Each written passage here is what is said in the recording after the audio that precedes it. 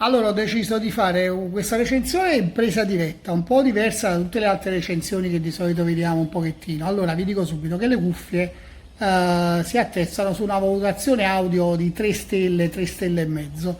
Una cosa che ho ritenuto interessante, che ho trovato interessante, è la radio FM, che comunque funziona bene perché una volta imparato i comandi, io consiglio comunque di leggere il manuale di istruzione, questo qui anche fatto in italiano. Bisogna comunque mettere degli occhiali perché altrimenti non lo si riesce a vedere, io almeno non riesco a leggere, però vi posso dire che una volta imparato i comandi, una volta trovate le stazioni in automatico, con il tasto freccia avanti e dietro riusciamo a passare da una stazione all'altra con molta facilità, basta premere il tasto M. L'unica cosa, vi dico subito, i comandi, vedete, li vedete qua, non si vedono molto bene, però bisogna impararli bene bene bene, in modo da poter avere padronanza di queste cuffie comunque molto plasticose, si tengono bene, non tengono molto a caldo, devo dire la verità, sono cuffie che possono essere utilizzate anche in modo cablato, perché sotto vedete c'è l'ingresso, c'è il microfono. Allora dall'altro lato chi mi ascolta durante le telefonate sente un audio un pochettino ovattato, mentre invece se io riascolto i messaggi vocali che mando su WhatsApp, tutto sommato non sono male.